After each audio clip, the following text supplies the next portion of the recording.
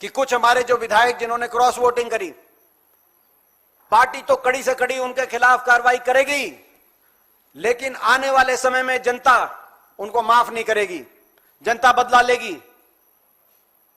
और जो हमारे विधायक इस अग्नि परीक्षा में जो सफल हुए, जिनके सामने हर तरह का खेला रचकर उनको फंसाने की कोशिश भाजपा ने करी, उलझाने की कोशिश भाजपा ने की, धमकाने की कोशिश भाजपा ने करी, उन पे हर तरह का प्रेशर बनाने की कोशिश करी, हर तरह का प्रलोभन देने की कोशिश करी, लेकिन जो उसके बावजूद खड़े रहे कांग्रेस के पार्टी के साथ, उन विधायकों का भी सम्मान प्रदेश के लोगों के और देश के लोगों के दिलों में बढ़ेगा, उनके क्षेत्र के लोगों के दिलों में बढ़ेगा। हम उन विधायकों के भी विधानसभा क्षेत्रों में जाएंगे और जनता के सामने बात करेंगे कि आज लोकतंत्र को बचाने के लिए ये हमारे कांग्रेस पार्टी के नायक हैं।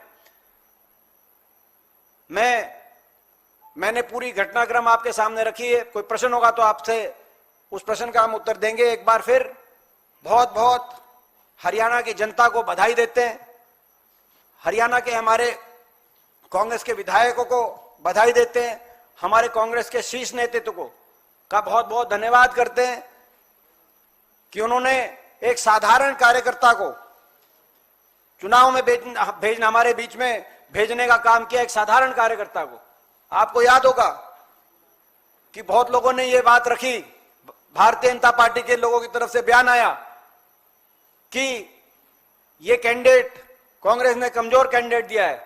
भाजपा के लोगों के बयान थे, मुख्यमंत्री से लेकर बहुत से लोगों के बयान थे, लेकिन कि एक साधारण व्यक्ति को कमजोर समझने वाले लोग, एक सामाजिक कार्यकर्ता को कमजोर समझने वाले लोग, मैं बधाई देता हूं कि आज हरियाणा के लोगों ने, हरियाणा के विधायकों ने ऐसे लोगों को परास्त करने का काम हरियाणा के इस चुनाव में किया है। लोकतंत्र की जीत हुई है, देश के लोकतंत्र को रात के अंधेरे में हरियाणा में बचाने का काम हमने किया है।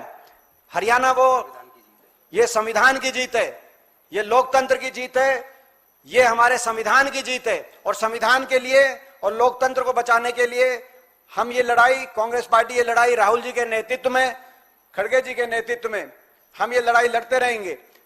और हरियाणा जो कि एक धर्म क्षेत्र के रूप में जाना जाता है, जहां कुरुक्षेत्र में धर्म को बचाने की धर्म क्षेत्र लड़ाई हुई, आज बाबा साहब के संविधान, लोकतंत्र के धर्म को बचाने के लिए और बाबा साहब के संविधान के धर्म को बचाने की लड़ाई भी हरियाणा के उस रण में लड़ी गई, जो रात के अंधेरे में कांग्रेस पार्टी जीती और इनके सारे साजिश षड्यंत्रों को हमने फेल किया। हरियाणा में जो कल घटनाक्रम हुआ,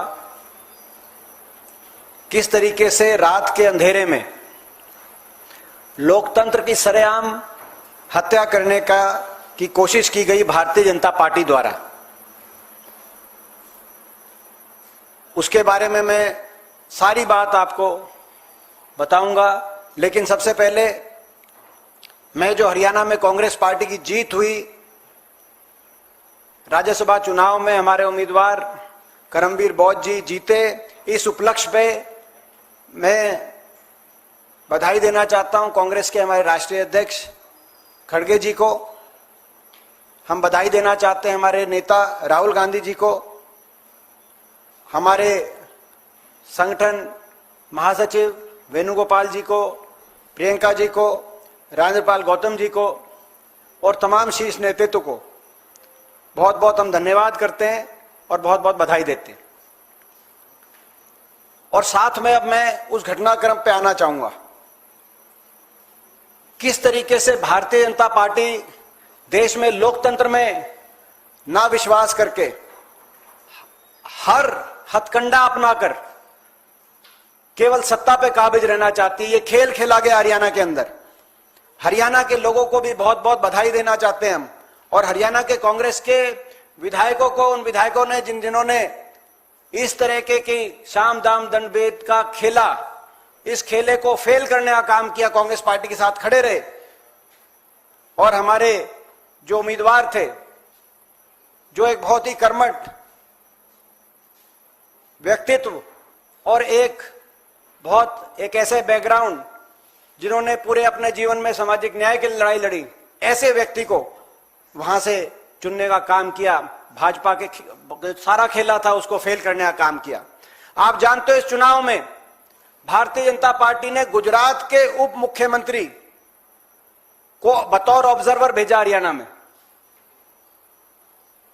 आप समझ सकते हो कि इसका क्या अर्थ था। इसका अर्थ था कि सीधा भाजपा का हाईकमांड हर परिस्थिति में यह सीट हासिल करना चाहता था। भाजपा ने व्यापक प्लानिंग करी यह सीट हासिल करने की। उनको पता था कि यह सीट हासिल करने का तरीका यह है कि कांग्रेस की 8-9 विधायकों को क्रॉस वोटिंग कराएं, और नहीं तो साथ में कम से कम 7 विधायकों को क्रॉस वोटिंग कराकर इनेलो के भी 2 वोट लें। ये 2 हथकंडे थे। लेकिन मैं बधाई देता हूं हरियाणा के उन ईमानदार कांग्रेस के विधायकों को जो खड़े रहे पार्टी के साथ, और ये जो खरीद फरोख्त का खेला था इसको रोकने का काम हुआ।